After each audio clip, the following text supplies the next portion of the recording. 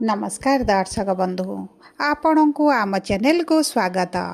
पवित्र मकर संक्रांतिर हार्दिक अभिनंदन एवं शुभेच्छा जणाई आजिर कार्यक्रमटी को आग को बढ़ाइबा एवं जानिबा मकर संक्रांति दिन सूर्यंकर मकर राशि को चलन एवं सेठारे उत्तरायण हेबा समस्त मिथुन राशिर व्यक्तिविशेष को कि प्रकार फल प्रदान करिवे।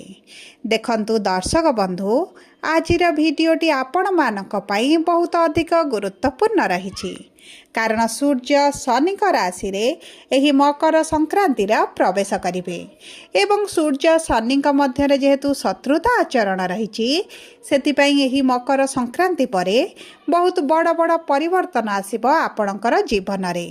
किंतु समस्त मिथुन राशिर व्यक्तिविशेष मानकु एका प्रकारर प्रभाव पड़िबो नाही। किछि मिथुन राशिर व्यक्तिंकर भाग्य चमकी पारे एवं किछि मिथुन राशिर व्यक्तिंकर भाग्यटी दुर्भाग्य रे मध्य बदली पारे। एहा आपणकर नक्षत्र उपरे निर्भर करुछि कि आपणकर केउ नक्षत्र। देखंतु मिथुन राशिर तीनोटी नक्षत्र रही थाए। मृगशिरा मिथुन बा 5/3, आद्रा मिथुन बा 6/3, पुनर्वसु मिथुन बा 7/3 एवं एही तीनोटी नक्षत्रर नक्षत्राधिपति अलग अलग होइथांती।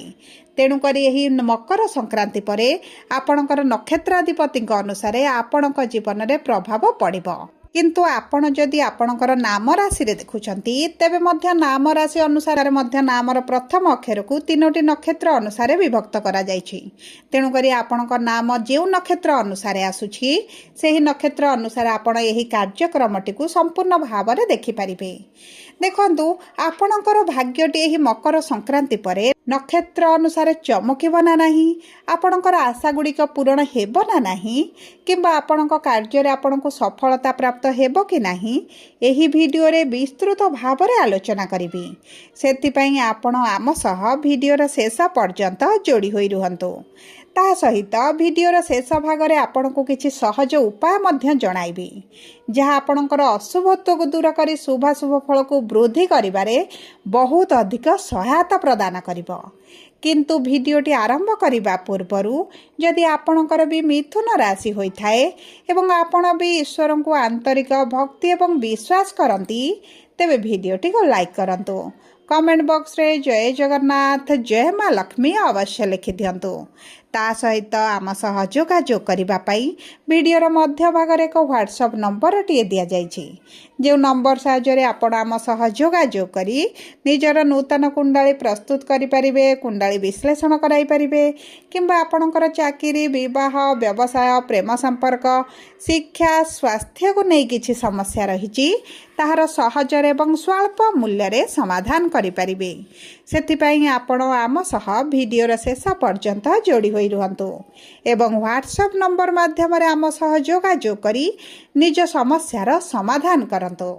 एबे आसंतु कार्यक्रमटी को आग को बढ़ाइबा एवं जानिबा एही मकर संक्रांति परठारु आपणकर राशि लग्न नक्षत्र अनुसार केउ क्षेत्र गुड़िकर परिवर्तन आसिबो।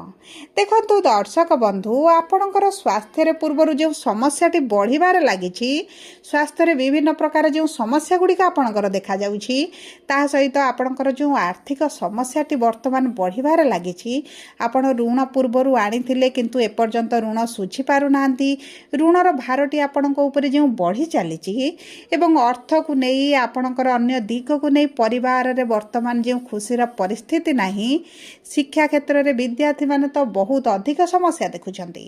समाज रे मान सम्मान हानि हेबा सहित बहुत गुड़िए मिथुन राशि व्यक्ति मानकर चाकरी चली जाइछि एवं चाकरी रे वर्तमान अस्थिरता रहिछि चाकरी रे समस्या देखा जाउछि।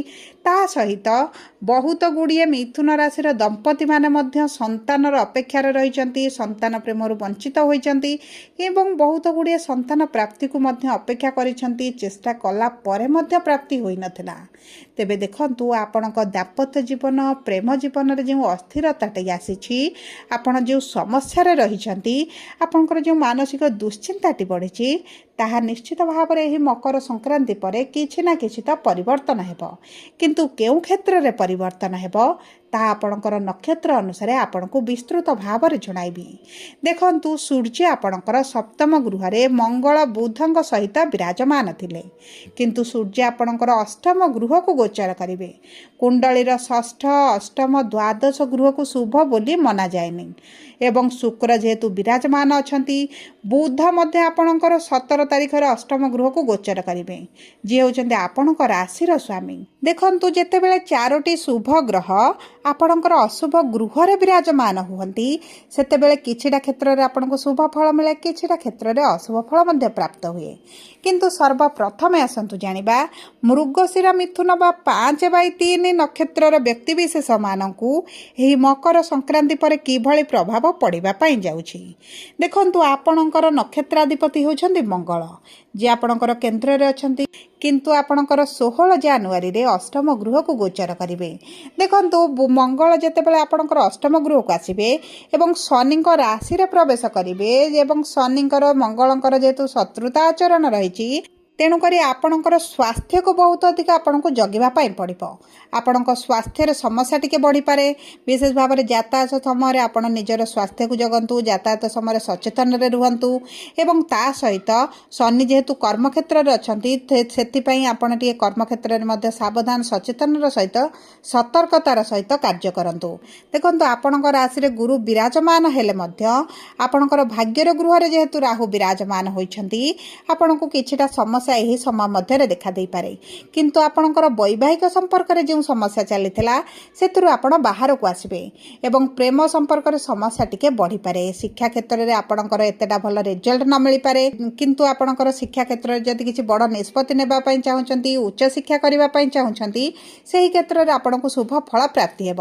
କିନ୍ତୁ ଇଣ୍ଟରଭ୍ୟୁ ଏଣ୍ଟ୍ରାନ୍ସ ଦେବା ସମୟରେ ଆପଣଙ୍କୁ ଟିକେ ଅଧିକ ପରିଶ୍ରମ କରିବାକୁ ପଡ଼ିପାରେ କିମ୍ବା ଆପଣଙ୍କ ପରିଶ୍ରମ ଅନୁଯାୟୀ ଆପଣଙ୍କୁ ଶୁଭ ଫଳ ପ୍ରାପ୍ତି ନ ହୋଇପାରେ। ତା ସହିତ ଯଦି ଆପଣ ଅନଲାଇନରେ କିଛିଟା କ୍ୟାରିୟର ଆରମ୍ଭ କରୁଛନ୍ତି, ସେଥିରେ କିଛିଟା ଉଚ୍ଚ ନିଚ ଭଳି ପରିସ୍ଥିତି ଆସିବ। ଆପଣଙ୍କର ଆର୍ଥିକ ସ୍ଥିତିରେ ଉଚ୍ଚ ନିଚ ଉତ୍ଥାନ ପତନ ଭଳି ପରିସ୍ଥିତି ମଧ୍ୟ ଦେଖିପାରନ୍ତି। ଦେଖନ୍ତୁ, ଆପଣଙ୍କର ଶନିଙ୍କ ରାଶିରେ ଯେତେବେଳେ 4ଟି ଶୁଭଗ୍ରହ ରୁହନ୍ତି, ସେତେବେଳେ ଆପଣଙ୍କୁ ମିଶ୍ରିତ ଫଳ ପ୍ରଦାନ କରନ୍ତି। ସେଥିପାଇଁ ଆପଣ ଟିକେ ସତର୍କ ରହିଲେ ଆପଣଙ୍କ ପାଇଁ ଶୁଭଦାୟକ ରହିବ। ଏବେ ଆସନ୍ତୁ ଜାଣିବା ଆଦ୍ରା ମିଥୁନ ବା 6/3 ମିଥୁନ ରାଶିର ବ୍ୟକ୍ତିବିଶେଷଙ୍କର କିଭଳି ରହିବ ମକର ସଂକ୍ରାନ୍ତି ପରେ।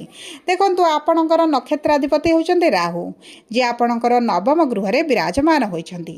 ଆପଣଙ୍କୁ ଚାଲାକ, ଚତୁର, ବୁଦ୍ଧିମାନ ମଧ୍ୟ କରିବେ, କିନ୍ତୁ ଭାଗ୍ୟ ଭରସାରେ ଯଦି ଆପଣ କିଛି କାର୍ଯ୍ୟ ଆରମ୍ଭ କରନ୍ତି, ଆପଣଙ୍କୁ ଏତେଟା ସଫଳତା ମିଳିବ ନାହିଁ। କାରଣ ଶନି ଆପଣଙ୍କ କର୍ମର ଗୃହରେ ଥିବାରୁ ଆପଣଙ୍କ କର୍ମ କରିବାକୁ ପଡ଼ିବ। ଯଦି ଆପଣ କର୍ମର ସନ୍ଧାନରେ ଅଛନ୍ତି, ତେବେ ଆପଣଙ୍କୁ ଚାକିରି ପ୍ରାପ୍ତି ହୋଇପାରେ।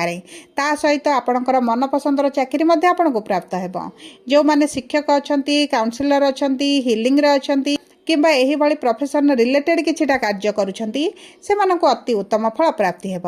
ଦେଖନ୍ତୁ, ଗୁରୁଙ୍କର ସପ୍ତମ ଦୃଷ୍ଟି ଆପଣଙ୍କର ବିବାହର ଗୃହରେ ରହୁଥିବାରୁ ଏହି ମକର ସଂକ୍ରାନ୍ତି ପରେ ଆପଣଙ୍କ ବିବାହ ପାଇଁ ମଧ୍ୟ ବହୁତ ଭଲ ସମୟ ରହିଛି। ଯଦି ଆପଣ ବିବାହର ଯୋଜନାରେ ରହିଛନ୍ତି, ତେବେ ମଧ୍ୟ ଆପଣଙ୍କର ବିବାହ ହୋଇପାରେ କିମ୍ବା ଆପଣ ବିବାହ ପାଇଁ ଯଦି ଭଲ ପ୍ରସ୍ତାବ ଆସୁନଥିଲା, ଆପଣଙ୍କ ବିବାହ ହୋଇପାରୁନଥିଲା, ତେବେ ମଧ୍ୟ ଆପଣଙ୍କର ବିବାହ ହୋଇପାରେ। ଏବେ ଆସନ୍ତୁ ଜାଣିବା ପୁନର୍ବସୁ ମିଥୁନ ବା 7/3 ମିଥୁନ ରାଶିର ବ୍ୟକ୍ତିବିଶେଷଙ୍କର କିଭଳି ରହିବ ଏହି ମକର ସଂକ୍ରାନ୍ତି ପରଠାରୁ। ଦେଖନ୍ତୁ, ଆପଣଙ୍କର ନକ୍ଷତ୍ରାଧିପତି ହେଉଛନ୍ତି ଦେବଗୁରୁ ବୃହସ୍ପତି। ଗୁରୁ ଯେହେତୁ ଆପଣଙ୍କର ରାଶିରେ ବସିଛନ୍ତି, ଲଗ୍ନରେ ବସିଛନ୍ତି, ପ୍ରଥମ ଗୃହରେ ବସିଛନ୍ତି, ଆପଣଙ୍କ ପାଇଁ ଅତି ଉତ୍ତମ ସମୟ ରହିବ। ଏହି ସମୟ ମଧ୍ୟରେ ଆପଣଙ୍କ କ୍ୟାରିୟର ସମ୍ବନ୍ଧିତ ଯାହା ବି ନିଷ୍ପତ୍ତି ନେବେ, ନୂତନ ବ୍ୟବସାୟ ଆରମ୍ଭ କରିବା ପାଇଁ ଚାହୁଁଛନ୍ତି କିମ୍ବା ଆପଣଙ୍କର ନୂତନ ଚାକିରିର ସନ୍ଧାନରେ ଅଛନ୍ତି, ସେଥିରେ ଆପଣଙ୍କୁ ଶୁଭଫଳ ପ୍ରାପ୍ତି ହେବ। ଯଦି କିଛି ପରୀକ୍ଷା, ଇଣ୍ଟରଭ୍ୟୁ, ଏଣ୍ଟ୍ରାନ୍ସ ଦେଉଛନ୍ତି, ସେଥିରେ ମଧ୍ୟ ଶୁଭଫଳ ପ୍ରାପ୍ତି ହେବ। କିମ୍ବା ଆପଣଙ୍କର ଯଦି କିଛି ଏକ୍ଜାମ୍ ରହିଛି, ତେବେ ଆପଣଙ୍କ ପାଇଁ ବହୁତ ଅଧିକ ଶୁଭଦାୟକ ରହିଛି। ଏହି ସମୟ ମଧ୍ୟରେ ଆପଣଙ୍କ ସ୍ୱାସ୍ଥ୍ୟରେ ପରିବର୍ତ୍ତନ ଦେଖିବେ, ଆପଣଙ୍କ କ୍ୟାରିୟରରେ ପରିବର୍ତ୍ତନ ଦେଖିବେ ଏବଂ ପୂର୍ବରୁ ଯଦି ବୈବାହିକ ସମ୍ପର୍କରେ ଆପଣଙ୍କର ସମସ୍ୟା ଚାଲିଥିଲା, ସେହି ସମସ୍ୟା ଗୁଡ଼ିକ ଆପଣଙ୍କର ଦୂର ହୋଇଯିବ। ପତି ପତ୍ନୀଙ୍କ ମଧ୍ୟରେ ଆପଣଙ୍କର ମଧୁରତା ବଢ଼ିବା ସହିତ ଯେଉଁ ବ୍ୟକ୍ତିମାନେ ପ୍ରେମ ବିବାହ କରିବା ପାଇଁ ଚାହୁଁଛନ୍ତି, ପ୍ରେମ ବିବାହର ସଫଳତା ପ୍ରାପ୍ତି କରିବେ। ତା ସହିତ ଯେଉଁମାନେ ଦ୍ୱିତୀୟ ବିବାହ କରିବା ପାଇଁ ଚାହୁଁଛନ୍ତି ସେମାନଙ୍କ ପାଇଁ ଅତି ଉତ୍ତମ ସମୟ ରହିଛି। ଦେଖନ୍ତୁ ଦର୍ଶକ ବନ୍ଧୁ, ପୁନର୍ବସୁ ମିଥୁନ ରାଶିର ବ୍ୟକ୍ତିବିଶେଷଙ୍କର ଟିକେ ଚର୍ବି ବଢ଼ିବାର ସମସ୍ୟା ଅଛି କିମ୍ବା ପେଟ ଜାତୀୟ ସମସ୍ୟା ଟିକେ ଦେଖା ଦେଇପାରେ। ଗ୍ୟାସ୍, ଡାଇଜେସନ୍ର ସମସ୍ୟା, ଲିଭରରେ ଟିକେ ସମସ୍ୟା, ଏହିଭଳି ଛୋଟ ବଡ଼ ସମସ୍ୟା ଆପଣଙ୍କ ଶରୀରରେ କିଛିଟା ହାନି ପହଞ୍ଚାଇପାରେ। ସେଥିପାଇଁ ବିଶେଷ ଭାବରେ ଆପଣଙ୍କ ଖାଦ୍ୟ ପାନୀୟକୁ ବହୁତ ଅଧିକ ଦାୟିତ୍ୱ ନିଅନ୍ତୁ। ଏହା ଆପଣଙ୍କ ପାଇଁ ଶୁଭଦାୟକ ରହିବ। ସବୁ ପରେ ଅଶୁଭତ୍ୱକୁ ଦୂର କରି ଶୁଭାଶୁଭ ଫଳକୁ ବୃଦ୍ଧି କରିବା ପାଇଁ ଆପଣ ପ୍ରତିଦିନ ସ୍ନାନ ଜଳରେ କିଛିଟା କ୍ଷୀର ଏବଂ ହଳଦୀ ମିଶାଇ ସ୍ନାନ କରନ୍ତୁ। ତା ସହିତ ଚେଷ୍ଟା କରନ୍ତୁ କ୍ଷୀରରେ ହଳଦୀ ମିଶାଇ ମଧ୍ୟ ପାନ କରିବା ପାଇଁ।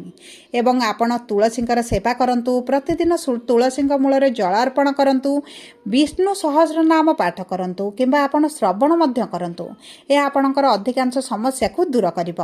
ତା ସହିତ ଆପଣଙ୍କର ରାଶିର ସ୍ୱାମୀ ବୁଧ ହୋଇଥିବାରୁ ବୁଧଙ୍କର ବୀଜ ମନ୍ତ୍ର 108 ଥର ପ୍ରତିଦିନ ଦିବା ସମୟରେ ପାଠ କରନ୍ତୁ। ଆପଣଙ୍କୁ ଅତି ଉତ୍ତମ ଫଳ ପ୍ରାପ୍ତି ହେବ। ଯଦି ଆପଣଙ୍କର ମିଥୁନ ରାଶି ହୋଇଥାଏ, ଭିଡ଼ିଓଟି କିଭଳି ଲାଗିଲା କମେଣ୍ଟ ବକ୍ସରେ ଲେଖି ଜଣାନ୍ତୁ। ଧନ୍ୟବାଦ।